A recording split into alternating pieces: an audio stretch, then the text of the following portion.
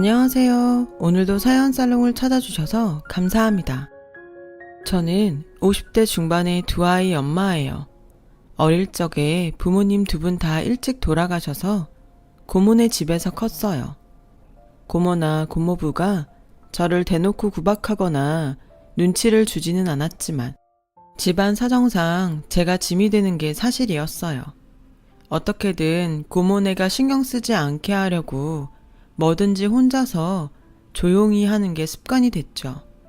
계속 그렇게 살다 보니 얼른 어른이 돼서 기피하고 자유롭게 사는 게 제 꿈이 돼버렸죠. 대학교 2학년이 됐을 때 저는 한 남자를 만났어요. 그 사람은 저보다 2년 선배였는데 군대를 다녀와서 복학해서 지금 학교를 왔다고 하더라고요. 남자는 과 모임에서 저를 보자마자 찍었다며 사귀자고 했고 저는 그 사람의 과감한 모습이 좋아서 그러겠다고 했습니다. 이제나 저제나 고모 집을 떠나길 바랬던 저는 대학교를 졸업하자마자 남자가 원하는 대로 결혼을 하기로 했고요. 물론 그 과정이 다 순탄했던 건 아니었어요. 고모 부부는 제가 결혼을 한다고 하니 대놓고 불평을 하셨어요.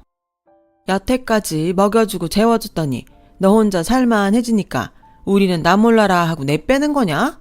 난 그래도 네가 졸업하고 몇 년은 일하면서 그동안 키워준 값은 주고 갈 줄 알았는데 아주 사람 곶감 빼먹듯 빼먹고 나가는구나. 라는 고모의 말에 저는 그건 고모 입장이지 나는 안 그래요. 내가 고모네 집에서 신세를 진 건 맞고 나도 감사한 마음은 있어요. 근데 고모 나 그냥 재워주고 입혀준 거 아니잖아요. 우리 엄마 아빠 억대 보험금 나온 거 고모가 다 관리하면서 썼잖아요. 라고 하자 고모는 길길이 뛰면서 너 지금 뭐가 어쩌고 어째? 누가 들으면 니네 부모가 백만장자는 되는 줄 알겠다. 꼴랑 돈 몇 푼 누구 코에 붙인다고 그 돈으로 위세를 떨어? 지금까지 그런 마음으로 우리 집에 있었던 거면 우리도 너 같은 조카 필요 없으니까 당장이라도 나가! 라며 화를 냈어요. 남자의 어머니도 저를 좋아하지 않았어요. 제가 집에 인사드리러 갔을 때 그 사람 어머니는 부모님은 없어도 친척은 있다니까 천혜고아는 아니고 우리 재영이랑 같은 대학이니 학벌은 나쁘지 않고 그 정도로 만족해야 되네? 라며 대놓고 제 처지가 어떤지 말하더군요. 그렇더라도 저는 이 사람과 결혼을 해야 된다고 생각했어요. 아니면 계속 숨죽이며 고모네에서 살게 될 것 같아서 엄청 위기감을 느끼고 있었거든요. 남자도 저와 꼭 결혼하고 싶다고 했고요. 어차피 결혼은 우리 둘이 사는 거지 아무리 부모님이라도 우리 대신 사는 거 아니잖아. 중요한 건 연이 너랑 내가 맞춰가는 거라고 생각해. 라고 제 마음이 흔들리지 않도록 붙잡아줬어요. 그런 남자의 결단력과 추진력으로 저희는 결혼을 하게 됐죠. 결혼하고 처음 몇 개월은 정말 꿈만 같았어요. 남편은 친구와 무역회사를 차려서 잘하고 있었고 저는 누구의 간섭도 받지 않는 저만의 공간에서 하고 싶은 걸 마음대로 했어요. 물론 남편이 자기가 인테리어 해놓은 걸 손대지 못하게 했지만 그럴 수 있는 거라고 생각했어요. 하고 싶은 거라고 해봤자 별다른 것도 아니었어요. 아침에 일어나서 마음 편하게 커피도 마시고 거실에서 TV도 자유롭게 보는 그 정도였죠. 그것만 해도 저는 정말 날아갈 것만 같았어요. 그만큼 고모네 집에서 눈치를 보며 살았던 것 같아요. 결혼하고 6개월이 지나자 저는 점점 남편 때문에 힘들어지기 시작했어요. 원래 단정하고 정리정돈이 잘 되어 있는 걸 좋아하긴 했지만 저한테 요구하는 게 많아지더라고요. 왜 옷장이 이렇게 엉망진창이야? 내가 옷걸이 간격은 똑같이 맞춰서 걸어놓으랬지.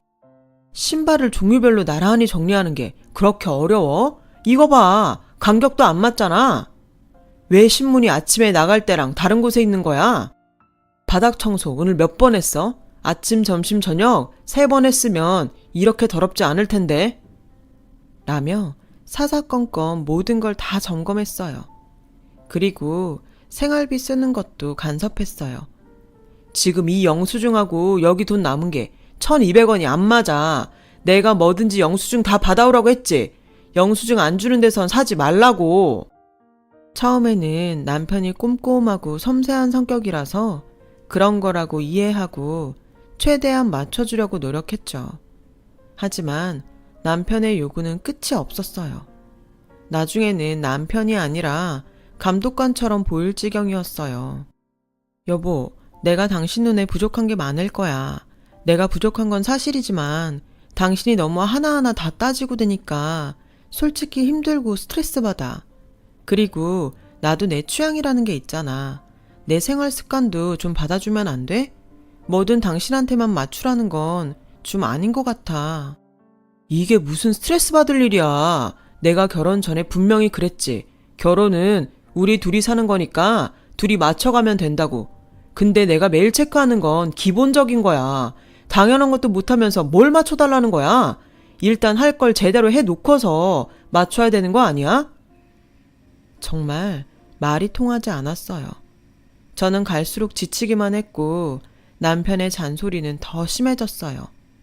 한 번은 제가 장을 보러 갔다가 늦어져서 남편이 오기 전에 집안 정리를 하느라 정신이 없었어요. 그 바람에 머리며 옷이며 제대로 하고 있을 시간이 없었죠. 남편은 집에 오자마자 그런 저를 보더니 인상부터 찌푸렸어요. 그 머리랑 옷걸이 그게 뭐야? 하루 종일 이러고 있었던 거야? 내가 집에 오는 시간이라도 단정하게 하고 있을 수 없어? 진짜 내가 집에 오자마자 이런 꼴을 봐야겠냐고. 오늘 시장 보는 게 너무 늦어져서 장 보고 집에 와서 정리하느라 그랬어. 어머니가 갈비찜하고 신선로를 만들어서 가져오라고 하시잖아. 재료 사는데도 정말 시간 많이 걸렸다고. 그래서 지금 우리 엄마 때문에 그랬다는 거야? 어떻게 갈수록 제대로 하는 건 없이 게으름만 피우고 핑계 맞느냐? 라더니 문을 탕 닫고 방으로 들어가 버리더군요. 저는 하루 종일 쉬지도 못하고 일만 했는데 남편한테 게으르다며 핀잔만 들으니 너무 서럽더라고요. 시어머니는 거기다 한술 더 떴어요.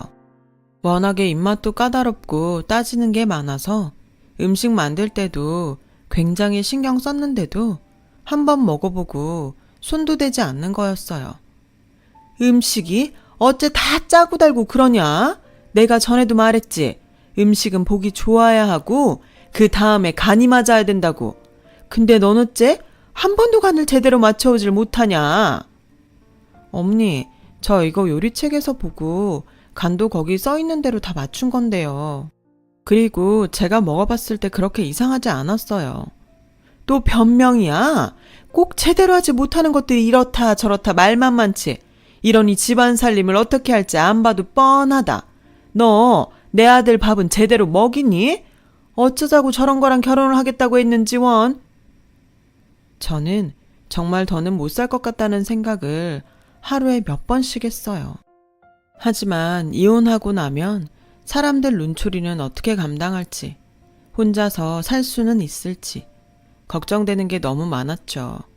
게다가 그때 막 임신한 사실을 알게 되어서 아이를 위해서라도 제가 참고 살아야 된다고 생각했어요. 그러던 어느 날 남편이 회사 직원들을 집으로 초대한다고 하더군요. 저희가 이사를 하고 얼마 안 됐을 때였어요. 집들이 겸 당신 소개시키는 자리야. 그러니까 제발 잘 좀 해. 나 창피하게 만들지 좀 하지 말라고. 지금처럼 이렇게 앞치마에 밥을 묻히고 있지 말고. 라며 인상을 박박 쓰고 출근을 하더군요. 저는 그날부터 집들일 날 뭘 해야 할지 고민했죠. 음식 리스트를 써서 남편한텐 검사도 맡고 그릇 같은 식기는 뭘로 하면 좋을지도 골랐고요. 하지만 일도 너무 많았고 혼자 하기에는 벅찰 것 같았어요. 여보, 이 음식을 나 혼자서는 다 못할 것 같은데 몇 가지는 백화점에서 사오면 안 될까? 그릇도 당신이 하자고 한 건 사람들 수에 맞추려면 모자라기도 하고 그냥 다른 그릇들도 같이 놓고 쓰자. 정 힘들면 우리 엄마 불러서 같이 만들어. 내 손님 치르는 음식을 사오는 건 절대 용납 못해. 그리고 그릇도 그래. 내가 항상 품격 있는 걸로 사라고 했지. 맨날 자기가 원하는 거 사야 부엌일도 더 하기 편하다고 하더니 이게 뭐야? 결국은 이런 중요한 데 쓰지도 못하잖아. 됐으니까 내 카드로 그릇 다시 사. 난 좀 이해가 안 돼. 그냥 회사 직원 몇 명 부르는 거잖아. 근데 이렇게 그릇까지 다시 사고 어머니까지 불러서 일을 벌려야 되는 거야? 그냥 좀 편하게 할 수도 있잖아. 내가 지금 홀몸도 아닌데 당신이 나 좀 맞춰줘. 그러자 남편은 불같이 화를 내면서 우리 회사 직원들이니까 더 잘해야지. 뭐? 일을 벌려? 그럼 당신이 혼자서 잘하면 되잖아. 그리고 남이 안 가진 애 가졌어? 당신은 뭐 하나 일 생기면 그걸로 되게 위세 부리려고 하더라. 잔말 말고 내가 시키는 대로 해. 당신은 조금 힘들다고 안 하려고 하는 그런 버릇 고쳐야 돼. 안 그러면 평생 밥이나 축내는 돼지처럼 살다 죽을걸? 뭐? 지금 뭐라고 했어? 밥이나 축내는 돼지? 내가 틀린 말 했어? 밥벌레라는 말이 턱 밑까지 나오는 걸 겨우 참고 그나마 좋게 말해준 거니까 그런 줄 알아. 저의 인내심은 한계에 다다르고 있었어요. 한때 지도력 있고 추진력 있다고 생각했던 남편의 성격은 독재적이고 이기적인 거였어요. 저는 결국 그릇을 사고 혼자서 그 많은 음식을 다 했어요. 시어머니가 오는 건 더 싫었거든요. 말이 돕는 거지 그냥 앉아서 저한테 잔소리만 할 게 뻔했고요. 그렇게 집들이 날이 되고 회사 직원들이 왔어요. 저는 부엌에서 일을 하느라 밖에 내다볼 새가 없었어요. 그저 사람들이 오는 대로 음료를 내가고 요리를 한 가지씩 내는데 바빴죠. 불 앞에서 땀을 뻘뻘 흘리며 음식을 하는데 거실에서 태평스럽게 떠들며 웃는 목소리들이 들렸어요. 순간 눈물이 핑 돌았어요. 그때 누군가 말하는 소리가 들렸어요. 사모님은 왜 안 보이세요? 저기 부엌에 계신 분 아닌가요? 그냥 식모야 식모. 와이프 임신해서 친정 갔어. 지금 초기인데 힘든 일을 하면 어떡해. 잘 쉬어야지. 그 말에 직원들은 정말 가정적이시네요. 역시 사장님은 완벽하세요. 라고 하는데 저는 정말 속이 뒤집어지는 것 같았어요. 당장이라도 부엌 미닫이 문을 열고 나가서 소리를 지르고 싶은데 그럴 용기가 안 나더라고요. 저는 겁 많은 저 자신을 원망하면서 부엌에 서서 울기만 했죠. 집들이가 끝나고 제가 따졌더니 남편은 그럼 그깟 음식 좀 한다고 온통 땀범벅에 지저분한 모습으로 있는데 당신을 와이프라고 어떻게 소개해? 그건 당신 이미지에도 안 좋잖아. 내가 다 알아서 잘했잖아. 당신은 나중에 애기 낳고 단정한 모습으로 직원들한테 인사하면 되는 거고. 라며 뭐가 문제인지 모르겠다는 표정을 짓더군요. 저는 도저히 참을 수 없어서 내가 이 집 식모야? 난 당신 아내라고. 라고 소리를 지르자 남편은 난데없이 제 머리를 밀치더군요. 어디서 큰 소리야. 조용히 안 해? 다른 집에서 들으면 동네 창피해서 어쩌려고 그래. 저는 그 길로 밖으로 뛰쳐나갔어요. 밤중에 얼마나 길거리를 헤매고 걸어 다녔는지 몰라요. 일만 하고 아무것도 먹지 못한 저는 기절을 했다가 병원 응급실에서 깨어났고 아이가 유산됐다는 의사 말을 들었어요. 남편은 밤새 들어오지 않은 저를 찾지도 않고 회사에 출근했더라고요.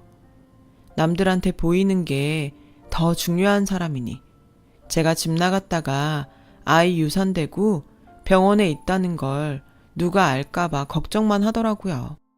제가 유산하자 시어머니는 집에서 남편 얼굴도 세워주지 못해 아이도 제대로 못 낳으면 내가 그런 며느리를 왜 보고 있어야 되니? 라며 은근히 이혼을 하라고 압박을 주기 시작했어요. 저도 아이를 잃은 순간 더 이상 무서울 게 없다는 생각이 들었고 남편과 이혼을 하고 집을 나왔어요. 남편이 워낙 센 변호사를 선임해서 그동안 저 때문에 결혼 생활이 힘들었다고, 제가 잘못 돈을 쓴 영수증이나 집안 살림살이 잘못 샀다는 걸 증거로 들어서 위자료도 제대로 못 받았죠. 남편은 모든 일에 다 대비를 하고 있었던 거예요. 저는 고모네로 가지 않고 작은 방을 얻어서 베이킹 자격증을 땄어요. 빵 굽고 디저트 만드는 걸 원래도 좋아했고요. 배울수록 재미있어서 정말 푹 빠져서 했죠. 왜 이런 생각을 못했는지 몰라요. 저 혼자 스스로 독립을 해서 제가 원하는 것들을 하면서 살아가면 될 것을요. 그렇게 자격증을 따고 몇 개월간 동네 빵집에서 일을 하다가 고급 레스토랑 디저트 담당으로 면접을 보게 됐어요. 그날은 비가 많이 와서 혹시라도 옷에 빗물이 튈까봐 조심하며 걸어가고 있었죠. 그렇게 레스토랑에 있는 동네를 가고 있는데 웬 아주머니께서 건물 벽을 짚고 힘들게 서 계시더군요. 보니까 안색이 창백한 게 어딘가 아프신 것 같아서 다가갔죠. 아주머니, 괜찮으세요? 그분은 대답도 제대로 못하고 숨을 헐떡이시더라고요. 저는 아주머니를 부축해서 급한 대로 근처 약국으로 들어가서 사정을 말하고 그분을 긴 의자에 눕혔어요. 그리고 119 구급대를 불렀죠. 구급대원은 갑자기 혈압이 떨어지는 기립성 저혈압 같다고 했어요.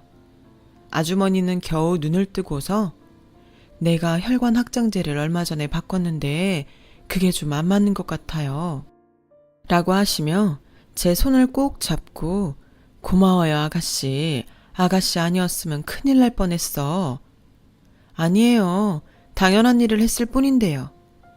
저는 아주머니가 구급차에 타는 걸 보고 난 후 바쁘게 뛰어서 레스토랑으로 갔어요. 너무 급하게 가는 바람에 무슨 정신으로 면접을 받는지도 몰랐어요. 얼마 후 제가 합격했다고 연락이 왔고 저는 정말 기뻤죠. 제가 호텔 경력이나 해외에서 배운 이력이 없어서 다른 파티쉐에 조수격으로 들어갔어요. 그래도 제가 고급 레스토랑 파티쉐라니 정말 꿈만 같았죠. 그렇게 몇 개월을 일하는데 어느 날 매니저가 저한테 데이트 신청을 했어요. 그 사람은 직원들한테도 아래 위 따지지 않고 공정이 잘 대해서 평이 좋았어요.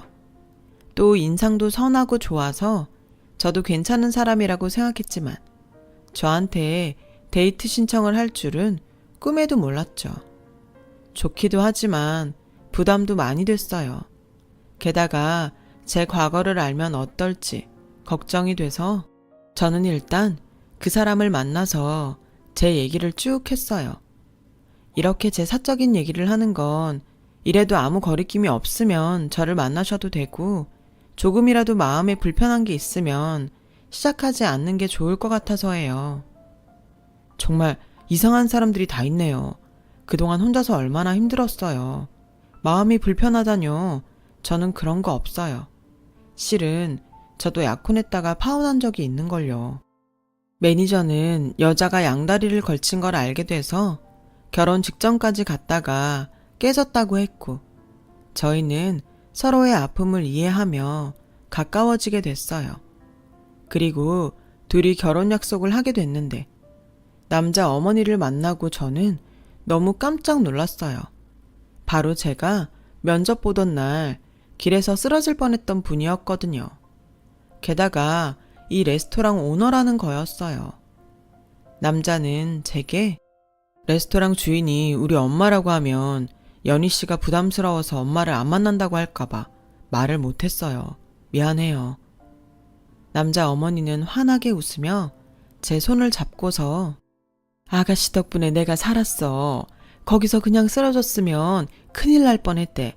게다가 이렇게 디저트도 잘 만들고 야무진 사람이 들어오면 나야 너무 감사하지.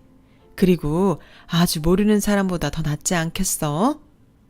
라는데 진심이 느껴져서 눈물이 핑 돌았어요. 알고 보니 사장님은 레스토랑 말고도 유명한 카페도 몇 개 갖고 있었어요. 그리고 벤처기업 같은 데에 투자도 많이 하는 큰 손이었더라고요. 저는 남편과 사장님의 배려로 주변 지인들만 초대해서 결혼식을 올리게 됐어요. 또 유명한 파티쉐 밑에서 디저트 수업도 받게 됐죠. 남편은 앞으로 우리 레스토랑을 위해서도 제가 더 많이 배웠으면 좋겠다고 했어요. 지금 당신 실력이 뒤떨어져서가 아니라 당신이라면 더 뛰어난 파티쉐가 될 수 있으니까 괜찮은 스승 밑에서 배우라는 거야. 나도 그런 뜻인 거 알아. 나야 이렇게 좋은 기회를 주는 것만도 너무 감사하지. 저는 정말 열심히 배웠고 그 파티쉐한테도 칭찬을 받을 만큼 예쁘고 맛있는 디저트를 만들면서 그 수업을 끝낼 수 있었어요.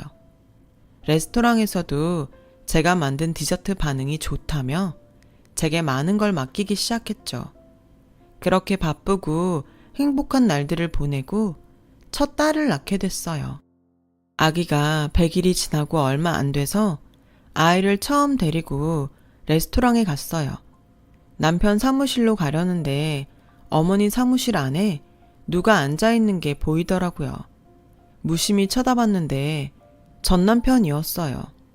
저는 너무 놀라서 얼른 그 자리를 피했죠. 나중에 얘기를 들으니 전 남편이 사업을 확장해서 화장품을 만들었는데 그 일에 돈이 많이 들어가서 시어머니한테 투자를 부탁하러 왔다더군요. 그 사람이 다시 레스토랑으로 온다는 얘기를 듣고 일부러 그 시간에 맞춰 레스토랑에 갔어요. 전 남편은 저를 금세 알아보고는 비웃으며 저를 쳐다보더군요. 이게 몇 년 만이야? 살아는 있었네. 근데 당신이 이런 데를 어떻게 와? 라며 저를 위아래로 계속 훑어봤어요. 그때 남편이 뒤에서 여보, 왔으면 말을 하지. 여기서 뭐해? 라며 저를 불렀고 제 남편을 알아본 그 남자는 얼굴 표정이 변했어요. 여보라니, 이게 어떻게 된 거야? 어떻게 되긴 내 남편이야. 우리의 아빠. 라고 하자 남편이 이 사람이 당신이 말했던 그 사람이야? 당신 식모 취급하던 그 사람? 라고 했고 그 말에 남자는 얼굴이 하얗게 질려서 아니 그게 당신 그런 얘기까지 했어? 그럼 남편하고 나 사이에 못할 얘기가 뭐 있어요? 내가 하면 안 되는 얘기라도 한 건가요? 그럴 거면 그쪽은 왜 그런 행동을 한 건데요? 남들한테 쪽팔리고 부끄러운 건 절대 용납 못하면서 나한테는 왜 그랬냐고요? 그리고 나한테 당신이니 뭐니 하면서 반말하지 마세요. 라고 하자 남편은 이건 뭐 더 이상 어머니를 만날 필요도 없겠는데요. 그만 돌아가 주시죠. 그건 제가 사장님이랑 할 얘기지 자제분이 끼어들 사항은 아닌 것 같은데요. 자기 며느리를 이렇게 무시하고 이런 데를 어떻게 왔냐고 하는 사람한테 우리 어머니가 투자할 리가 있겠어요? 아니, 그건 아까 제가 당황해서 그랬던 거예요. 그리고 공적인 일과 사적인 일은 구분해야죠. 라는데 전 남편은 굉장히 절박해 보였어요. 그건 우리 어머니가 결정할 일이니까 일단 오늘은 돌아가세요. 라고 하자 전 남편은 얼굴이 하얗게 질려서 아무 말도 못하고 돌아갔어요. 그리고 다음날 레스토랑에 가는 저를 찾아왔더군요. 당신이 뭐라고 말했는지 모르겠지만 사업하는 사람들끼리 얘기해. 당신 사적 감정 집어넣지 마. 그쪽이야말로 나한테 이러지 말고 할 말 있으면 우리 어머니한테 하세요. 왜 아침부터 반말이나 찍찍하면서 남의 기분 잡치게 이러는지 모르겠네. 라고 하자 그 사람은 저를 붙잡고서 나 이 투자 꼭 받아야 돼. 그러니까 다른 말 하지 말라고. 라길래 저는 팔을 뿌리치며 이거 놔. 지금 나한테 이래라 저래라 명령하는 거예요? 내가 아직도 그쪽 와이프로 살던 사람으로 보여요? 라는데 직원이 나와서 저한테 디저트 박스를 주니까 그 사람은 그제야 뒤로 물러났어요. 저는 디저트 박스를 가지고 시어머니가 지인들을 만나서 브런치를 하고 있는 호텔로 갔어요. 시어머니가 제가 만든 디저트를 사람들한테 선물하고 싶다고 하셨거든요. 그런데 전 남편은 기어이 거기까지 쫓아오더군요. 브런치 카페로 들어가려는 저를 막고서 당신 시어머니한테 딴소리 한 거 없지? 나 꼭 만나서 투자 받아야 된단 말이야. 라며 제 손목을 붙잡길래 이거 놔요! 라며 소리 질렀죠. 그러자 시어머니가 나오셨어요.